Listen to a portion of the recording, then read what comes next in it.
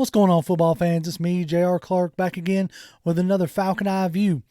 Generally, I reserve the Falcon Eye Views for different series or things that I want to highlight or, what have you. In the years past, we've highlighted scheme breakdowns, potential coaching hires, or things of that nature. This time, I want to try to use it, at least for a little while, for something a little different. I'm putting together like a top 5 list of potential free agents at key positions that I think the Atlanta Falcons should try to go after. They may not necessarily be the best of the best or the best in class because, let's be honest, folks, we don't necessarily have the money or the cap space for best in class. And as of right now, the first day of February that I'm recording this on, we don't know exactly where we sit cap-wise. If you go to any of the cap websites, it shows that we're negative $5 million. Obviously, the new league year hasn't rolled over yet, and those negative $5 million is without any kind of moves whatsoever and is just a bunch of future contracts that have brought it down, so to speak. So, with that being said, I figure as me and you are talking, or as we're talking right now, me and Toby are on our way down to Mobile to catch the remainder of the practice week and then the game of the Senior Bowl. So we should have some good fun content from that. But until then, I figure y'all might enjoy like I said, a top 5 list of potential free agents.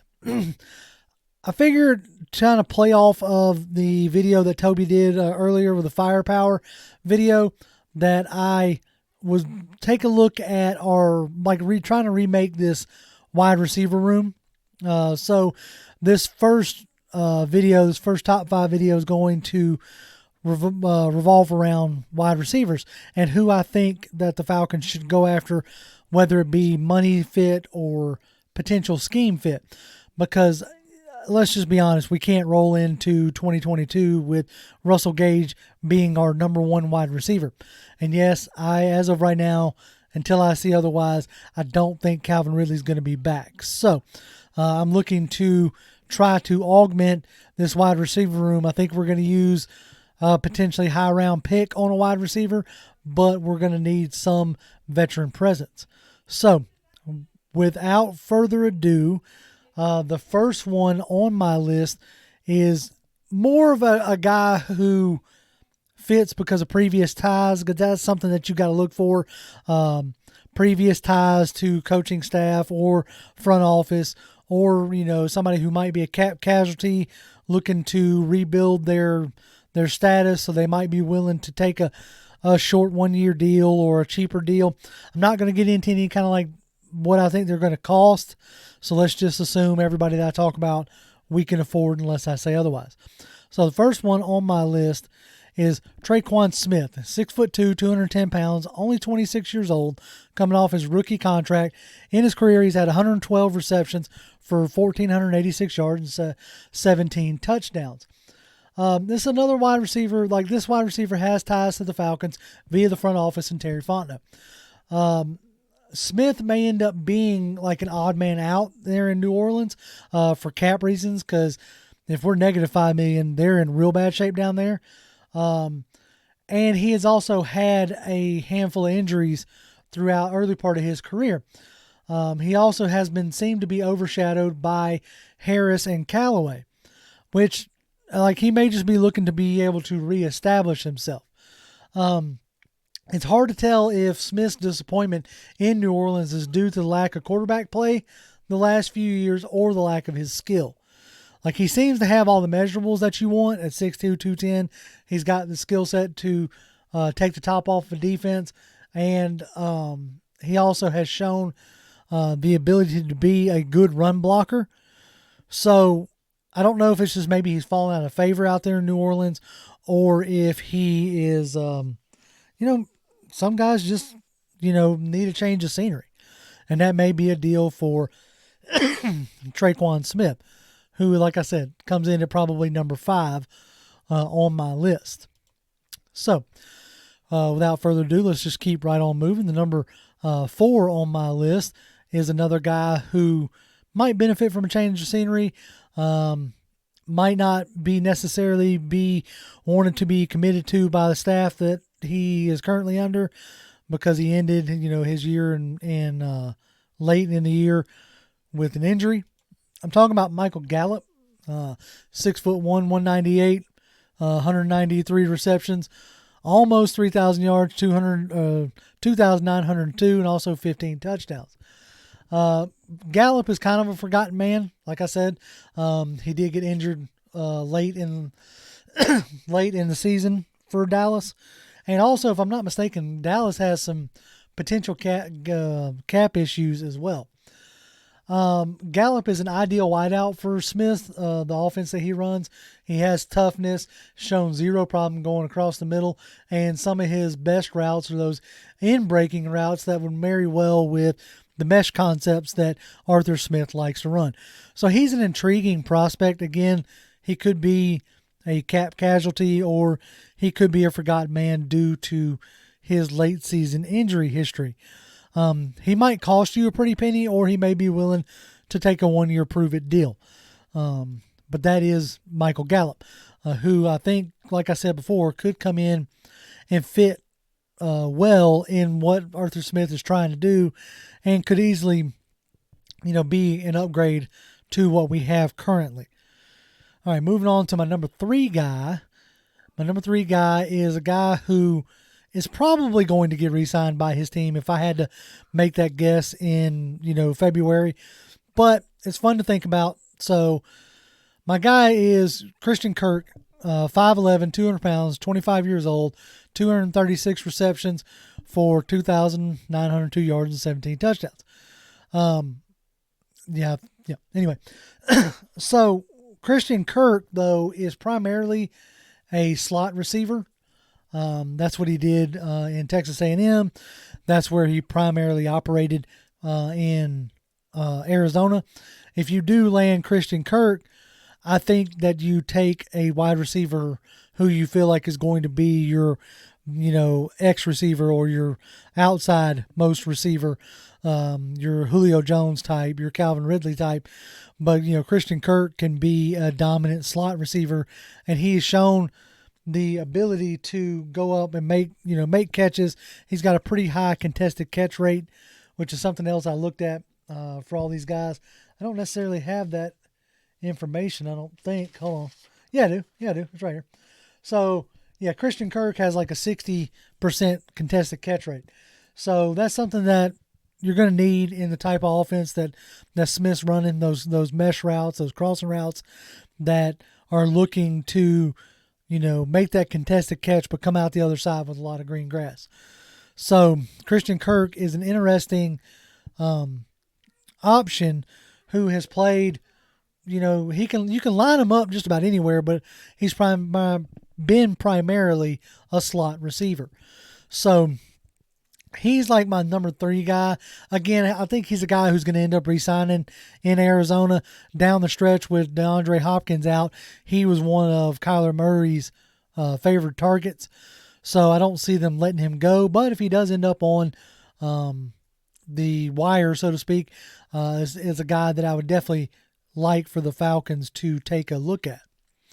All right, moving right along, going to a guy that is been talked about quite a bit on the Twitterverse around the Falcons, faithful and the Falcons fans. Kind of I don't know if you bring him in. I don't know if you really consider him a wide receiver one, but nonetheless, Alan Lazard of the Green Bay Packers is a guy who is really intriguing. Standing 6'5", 227, he's a big dude for a wide receiver. 109 receptions, 1,448 yards, and a total of 14 touchdowns. He's a red zone mismatch, and he obviously is known for his run blocking. But when I was doing some digging, I wanted to read some of these initial scouting reports to see what quote unquote experts had to say. And people were kind of comparing him to a poor man's Mike Evans, a big, seemingly slower wide receiver, but he's more of a long strider. Because standing at 6'5", Lazard has the body size to fit the mold that we think Arthur Smith wants. You see that as being a trend of all these guys. I'm looking for bigger body guys who can hold up to, the abuse that they may receive. Add in his willingness to run block and his effectiveness in the red zone makes him an ideal target. With rumors that Aaron Rodgers wants out of Green Bay, Lazard may want an opportunity to prove he can be a number one in this league, and Smith may be the coach to unlock that potential.